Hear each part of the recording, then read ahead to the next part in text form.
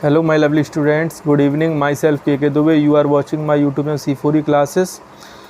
Today some question related to electrochemical series. आज हम कुछ क्वेश्चन देखेंगे जो विद्युत रसायन श्रेणी के अंतर्गत होंगे। पहला क्वेश्चन आता है, मल्टीपल चॉइस क्वेश्चन आता है कि हमें 4 धातु दी जाती हैं और उन चारों के हमें मानक इलेक्ट्रोड विभव दिए जाते हैं और उनमें हमें पता करना होता है किस धातु जो है वो धातु हाई स्ट्रॉन्ग रिडक्टेंट होगी। जैसे पहला क्वेश्चन आता है, मान लो ए बी सी और डी इनके मानक अपचयन विभव क्रमशः माइनस के 2.41 माइनस के 3.05 प्लस के 0.80 और माइनस के 0.44 वोल्ट हैं। ये 4 धातु ए बी सी डी हैं, इनके मानक अपचयन विभव ये दिए गए हैं। तो पूछा जाता है इन चारों में कौन हाईली रिडक्टेंट होगा, इन चारों में कौन सर्वाधिक अपचायक होगा। तो हमने कल आपको पढ़ाया था जिन धातुओं के मानक अपचयन विभव जितना ज़्यादा नेगेटिव में होंगे वो प्रबल अपचायक होंगे और जितना मान इसका पॉजिटिव में होगा वो ऑक्सीकारक होंगे। तो इनमें आप देखो, ए का विभव है माइनस के 2.41, बी का है माइनस के 3.05, सी का है प्लस के 0.80 और डी का है माइनस के 0.44। अतः ये जो बी है ये स्ट्रॉन्ग रिडक्टेंट होगा। तो हमें देखना है कि जिसका मान हाईली नेगेटिव हो वो सबसे स्ट्रॉन्ग रिडक्टेंट होगा, जिसका मान पॉजिटिव हो वो दुर्बल रिडक्टेंट होगा या वीक रिडक्टेंट होगा। सेकंड क्वेश्चन आता है, कहीं क्वेश्चन लिख के आ गया कि ZnSO4 plus 2Ag arrow Ag2SO4 plus Zn, क्या ये सेट रिएक्शन पॉसिबल है कि इम्पॉसिबल है।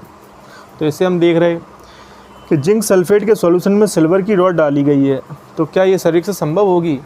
तो इसे कैसे करेंगे, तो हमें देखना है इनमें से कौन स्ट्रॉन्ग रिडक्टेंट होगा। तो सिल्वर नीचे रखा है श्रेणी में, जिंक ऊपर रखा है। तो जिंक दुर्बल रिडक्टेंट है, वीक रिडक्टेंट है और जिंक जो है वो स्ट्रॉन्ग रिडक्टेंट है। तो यहाँ पर जो सिल्वर है वो जिंक सल्फेट से जिंक को विस्थापित नहीं कर पाएगा, तो ये अभिक्रिया क्या होगी, इम्पॉसिबल। तो ऐसी कोई रिएक्शन है जिनमें धातु नीचे वाली हो और लवण का विलयन ऊपर वाला हो, ऐसी जो सेल रिएक्शन होती हैं वो इम्पॉसिबल होती हैं। और जिनमें रॉड ऊपर वाली हो धातु की और जो इलेक्ट्रोलाइट सॉल्यूशन है वो नीचे वाला हो, ऐसी सेल रिएक्शन संभव होती हैं। जैसे तीसरा कि हमने लोहे की कील ली और इस लोहे की कील को हमने डाल दिया कॉपर सल्फेट के नीले घोल में।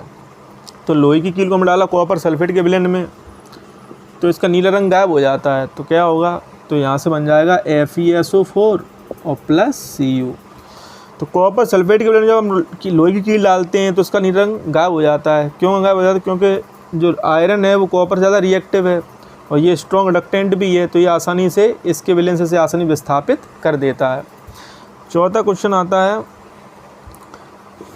कि अगर मान लिया हमने ले लिया CaO और इसमें हम क्रिया कराएं हाइड्रोजन गैस की, तो बनेगा Ca प्लस H2O।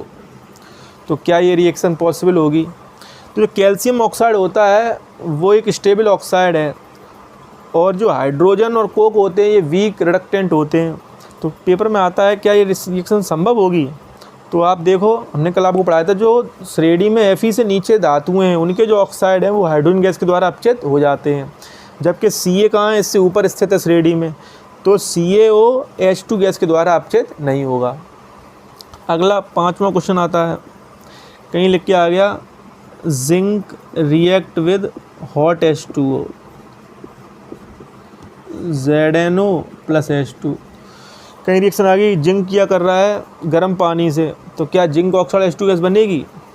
तो ये भी हमने आपको कल पढ़ाया था कि जो धातुएं एल्युमिनियम से नीचे रखी हैं वो गर्म पानी से क्रिया करके H2 गैस देती हैं, और जो धातुएं सोडियम से ऊपर रखी हैं वो धातुएं ठंडे पानी से क्रिया करके H2 गैस देती हैं। तो ये अभिक्रिया क्या होगी? पॉसिबल होगी। और ये अभिक्रिया हमारी क्या होगी? ऊपर वाली इम्पॉसिबल। तो कैल्शियम ऑक्साइड का H2 गैस द्वारा अपचयन नहीं होता है। छठवीं रिएक्शन देखें हम लोग। अब हमने कल एक आपको पढ़ाया था, जैसे कहीं लिख के आ जाए K2SO4 प्लस 4C। तो K2SO4 ने क्रिया करी 4C से, तो क्या बनेगा? K2S plus 4CO। क्वेश्चन आता है कि पोटेशियम सल्फेट की क्रिया कोक से कराने पर क्या सल्फाइड बनेगा?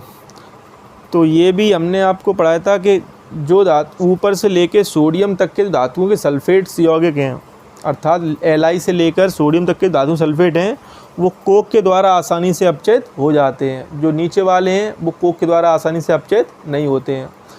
तो इस प्रकार से हमने आपको बहुत से एप्लीकेशन पढ़ाए हैं इलेक्ट्रोकेमिकल सीरीज के। एक क्वेश्चन और आता है कि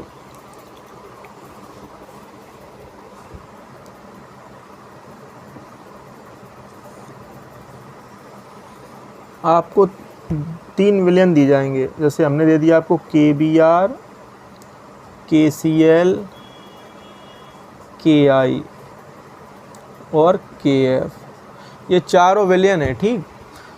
तो क्वेश्चन आता है कि इन चारों विलयनों में से